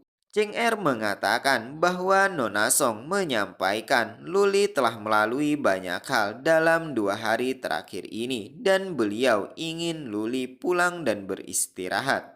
Loli pun menerima perintah itu dan mengatakan meskipun ia hampir mati di tangan zombie hari ini, namun anehnya trauma yang ia terima hari ini tidak sekuat ketika ia pertama kali melihat zombie. Ia juga tidak tahu apakah itu karena ia telah menerima kemungkinan mati di tangan zombie ataukah kekuatan Tuan Chinbai yang membuatnya merasa nyaman dan lebih berani. Tiba-tiba handphone Song Zikyong berdering. Itu adalah panggilan dari putrinya. Namun handphonenya sekarang berada di tangan Chinbai. Chinbai yang mengenal Songgi mengangkat panggilan itu. Songgi mengatakan kalau Cheng Er diperintahkan ibunya agar dirinya segera pulang. Apakah ada masalah? Chinbai menjawab kalau Songgi sekarang sedang berbicara dengannya. Songgi sedikit terkejut kenapa handphone ibunya bisa bersama Jinbai, di mana ibunya sekarang. Jinbai mengatakan kalau ibu Songgi sedang sibuk bekerja sehingga tidak ada waktu untuk bermain handphone. Jinbai meminta Songgi agar segera pulang secepatnya karena ada hal penting. Songgi yang terlihat khawatir menerima perintah itu dan meminta Jinbai agar menunggunya di rumah. Ia juga menyampaikan kekesalannya kenapa di saat sebelumnya saat ia mengirim pesan berkali-kali tapi Jinbai tidak membalasnya. Bukannya Jinbai memberikan penjelasan pada Songgi, justru ia menutup panggilannya. Hal itu membuat Songgi semakin kesal, wajahnya memerah dan mulai memaki. Jinbai memang sialan. Ia akan membuat Jinbai berlutut di bawah kakinya cepat atau lambat. Kembali di keberadaan Jinbai dan ibunya Songgi. Song Zikyong mengalami perubahan perilaku yang cukup drastis. Umpama seseorang yang baru saja telah jatuh cinta seperti tergila-gila hingga rela melakukan apapun. Bahkan tunduk menjadi bawahan Jinbai seperti Dogi dengan majikannya. Ia sekarang juga memanggil Jinbai dengan sebutan Master, yang kemudian menanyakan, bisakah Jinbai juga melindungi putrinya? Jinbai menimpali, Songgi tidak memiliki kemampuan dan karakternya telah dirusak oleh kemanjaan ibunya. Tapi jika Song Zikyong bekerja cukup keras, maka Jinbai bisa menjamin kalau Songgi kemungkinan besar tidak akan menjadi monster saat uji coba tiba. Wajah Song Zikyong sedikit memerah. Ekspresinya sekarang ia seakan seperti mengemis sesuatu dengan penuh harapan. Berpindah tempat di ruang rahasia pinggiran kota, sepertinya saat sedang di dalam perjalanan, Song Zikyong telah menjelaskan panjang lebar pada Songgi terkait percakapannya dengan Jinbai. Sebelum keluar dari mobil, Songgi menanyakan apakah sang ibu tidak ditipu oleh Jinbai. Bagaimana bisa sang ibu dengan mudah percaya dengan sesuatu yang tidak masuk akal? Song Zikyong dengan melipatkan tangan mengatakan ia menghentikan Songgi untuk mencari Jinbai semalam karena alasan ini. Namun di sini masih tidak jelas maksudnya. Percakapan seperti apa yang telah Song Zikyong dan Jinbai bicarakan sebelumnya.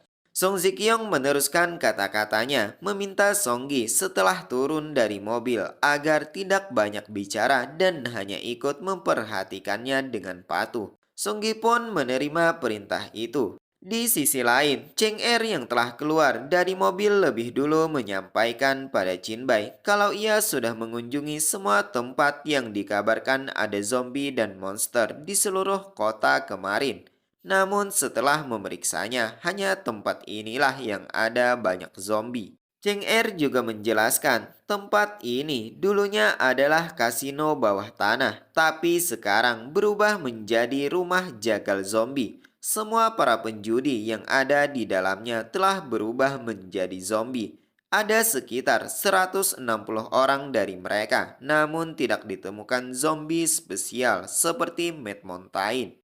Jinbai hanya terdiam mendengarnya, namun ia bergumam ia tidak yakin dengan yang disampaikan Cheng Er terkait rumah zagal zombie. Kejadian di rumah sakit karena mereka dalam ruangan, Mad Mountain karena sulit untuk dibunuh.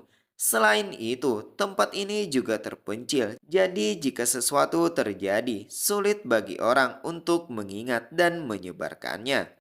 Jinbai sedikit menoleh ke belakang, sekali lagi mengkonfirmasi menanyakan apakah benar Cheng Er telah memeriksa semua tempat yang dikabarkan terdapat zombie dan monster, tapi hanya menemukan mereka di sini. Cheng Er menjawab membenarkan pernyataannya itu. Jinbai melanjutkan gumamnya, sepertinya masih ada orang yang mengumpulkan zombie. Tempat di mana dia menempatkan zombie seharusnya rumah jagal zombie. Kalaupun militer, mereka hanya berani menahan beberapa lusin zombie paling banyak. Tapi orang ini mengumpulkan semua zombie dan monster. Apakah dia seorang petualang yang ingin tahu atau pionir yang mengetahui beberapa informasi? Menurut Jinbai adalah hal yang menarik. Hal ini juga menjadi sebuah pertanyaan dan misteri besar baginya untuk menemukan rumah jagal zombie sebenarnya. Di saat berikutnya, Chinbai menyuruh penjaga untuk membuka pintu gudangnya. Ia juga sudah siap menghajar zombie itu dengan sedikit meregangkan bagian telapak tangannya. Penjaga perlahan membuka pintu itu. Raungan zombie mulai terdengar. Sepertinya mereka berdesak-desakan untuk keluar, dan di saat pintu mulai terbuka, mereka semakin meraung layaknya orang yang kelaparan haus untuk memangsa. Keberadaan Jinbai sangat dekat sehingga ia menjadi sasaran para zombie itu. Mereka dengan segera menghampiri dan melesat melompat. Jinbai dengan segera menghentikan langkah mereka dengan memberikan tendangan satu persatu. Songgi yang menyaksikan sangat terkejut. Tampak juga ada rasa takut di dirinya karena baru pertama kali di dalam hidupnya melihat semacam ini. Sementara Susin mencoba mengabadikan momen itu dengan menggunakan telepon genggamnya. Kembali pada Jinbai, ia sekarang menggunakan teknik yang sama seperti sebelum-sebelumnya dengan melakukan penyerapan virus. Namun kali ini ia melakukannya dengan skala besar dengan jumlah yang banyak. Entah kapan Jinbai masuk ke gudang itu. Tampak zombie yang menumpuk itu sudah tidak berdaya. Kini sistem memberikan ucapan selamat pada Jinbai yang telah mendapatkan gelar pemburu zombie karena telah membunuh lebih dari 300 zombie. Karena titel itu pula membuat semua atribut Jinbai bertambah 5, meningkatkan damage pada zombie sebesar 5%. Selain itu, ia juga berhasil mengumpulkan 500 sampel virus kelas zombie dan dapat menukar formula serum virus zombie menggunakan puin virus di entry talent 3 zombie virus. Sebuah senyuman tipis muncul di wajah Jinbai setelah mendengar informasi itu. Di benaknya berpikir, ini adalah item yang berharga. Bahkan Ewegner berbakat pun bisa kewalahan dengan virus zombie. Tampak Jinbai memutuskan untuk menukar formula serum virus zombie itu dengan 300 poin virus. Kemudian ia meneruskan gumamnya, bagaimanapun juga tidak semua orang memiliki bakat yang kebal terhadap virus dan fisik yang sangat kuat. Di saat berikutnya, Jinbai menatap ke arah luar gudang memanggil Song Zikyong menyuruhnya memanggil yang lain agar semuanya segera masuk. Kemudian ia menanyakan apakah mereka yang berada Kemudian ia menanyakan apakah mereka yang berada di luar ingat tentang apa yang Jinbai katakan sebelum mereka berangkat. Song Zikyong sesaat berpikir dan kemudian mengiyakannya. Ia membawa sebuah pemukul yang sedang ia ayun-ayunkan ke tangan sambil mengatakan, melawan zombie dengan senjata dingin akan sangat mengurangi kemungkinan berubah menjadi monster saat uji coba datang. Membunuh zombie tanpa terluka tidak akan mengubah menjadi monster. Sekarang Jinbai mencekik salah satu zombie pada bagian leher dan mengatakan, ia ingin melihat kekuatan Song Zikyong ataupun yang lainnya satu persatu. Jadi siapa yang mau duluan? Cheng Er tanpa adanya keraguan mengatakan kalau ialah yang akan lebih dulu. Setelah selesai mengenakan sarung tangan, ia dengan segera melesat menyerang dengan cara membantingnya. Hal itu membuat zombie mengerang kesakitan disertai dengan suara renyah pada bagian lehernya hingga membuatnya memuntahkan cairan merah. Jinbai yang menyaksikan memuji Cheng Er dengan mengatakan, cepat, kejam, dan akurat. Di saat berikutnya adalah giliran Song Zikyong dengan membawa pemukul. Ia mengayunkannya dengan kuat dan berhasil mengenai kepala zombie hingga membuatnya terjatuh. Tidak hanya sampai di situ, kemudian ia sekali lagi memukul kepala belakang zombie dengan keras dan membuatnya tidak berdaya. Jinbai menilai kekuatannya terlalu lemah bisa dirobohkan dalam sekali pukul, tapi tetap masih butuh lebih dari 10 kali pukul untuk menghabisinya. Di saat berikutnya adalah giliran Sosen. Tampak ia dengan mudah mengalahkan zombie itu tanpa perlu membuang banyak tenaga. Penilaian Jinbei sama seperti sebelumnya. Kekuatannya terlalu lemah, dapat men-tackle zombie dan berhasil membunuh dengan mengendalikan keakraban dengan struktur tubuh manusia. Sekarang yang tersisa hanyalah Songgi. Song Zikyong menyuruhnya agar segera melakukannya, namun Songgi mengalami ketakutan yang luar biasa hingga membuatnya mengeluarkan air panas dari tubuhnya. Ia begitu cengeng dan berulang kali mengatakan kalau tidak bisa. Chin Bai yang melihat itu mengatakan, ngompol ketakutan tanpa bisa melawan, gagal. Di saat berikutnya, ia memanggil Song Zikyong agar segera kemari. Ia pun mengikuti Chin Bai yang dengan perlahan berjalan mengatakan, Ling Xuang sudah pergi ke semua tempat yang ada rumor zombie dan monster, tapi tidak menemukan apapun. Menurut Chin Bai, ini tidak normal. Selidiki dengan seksama. Song Jikyong menerima perintah itu, namun ia masih bingung bagaimana dengan nasib putrinya. Mencoba menanyakannya pada Chin Bai. Chin Bai mengatakan, sayang sekali, terutama Song Ge. Chin Bai tidak punya waktu untuk melatih mereka. Song Zikyong lah yang mengatur latihannya. Perasaan khawatir mulai terlihat di wajah Song Zikyong karena Chin Bai belum menghilangkan virus pada Songgi. Ia pun segera menanyakannya. Chin Bai memberikan selembar kertas dan mengatakan kalau itu adalah langkahnya. Melihat itu membuat Song Zikyong sejenak terkejut dan kemudian menerimanya. Saat melihat isi kertas itu, ia menyimpulkan kalau yang tertulis tidak lain adalah cara untuk membuat formula virus zombie. Namun menurutnya langkah-langkahnya sangatlah rumit. Chin Bai menimpali, Song Zikyong juga bisa memasukkan bahan pada formula untuk membuatnya menjadi versi Song Zikyong sendiri. Dan itu adalah keunggulan formula yang dimiliki Chin Bai. Sebuah senyuman tipis muncul di wajah Song Zikyong sambil mengucapkan rasa terima kasihnya atas kepercayaan Chin Bai. Ia akan melakukan yang terbaik untuk menyelesaikan tugas yang Chin Bai percayakan padanya dan menjaga formula ini tetap aman. Chin Bai kemudian mempersilahkan Song Zikyong pergi untuk menyelesaikan tugasnya. Namun sebelum itu, suruh seseorang untuk mengantarkan Chin Bai kembali. Song Zikyong membungkuk menerima perintah itu. Ia akan menyuruh Cheng Er untuk mengantar Chin Bai kembali. Chin Bai kini memeriksa telepon genggamnya. Di benaknya berpikir, postingannya seharusnya sudah banyak dilihat banyak orang. Ia tidak tahu apakah ada yang menghubunginya sebelum pergi. Di layar telepon Chin Bai tampak terdapat beberapa komentar terkait postingan yang ia buat. Namun menurutnya itu tidak jelas, sehingga ia menambahkan komentar baru. Sebagai nenek moyang evolusi, ia memperingatkan untuk tidak mengungkapkan informasi tentang evolusi di platform sosial ini dengan ID White Emperor. Tiba-tiba ia dikagetkan dengan adanya pesan pribadi yang masuk. Orang yang mengirim pesan itu mengatakan kalau ia tahu faktanya dan ia juga adalah seorang pioner. Lalu apa yang Chin Bai ketahui? Orang itu juga menanyakan kenapa Chin Bai tidak membalas pesannya. Dari pesan itu, Chin Bai berspekulasi sepertinya tidak semua orang yang ada di sini berasal dari Lazy. Menurut Chin Bai, itu adalah sebuah keuntungan baginya.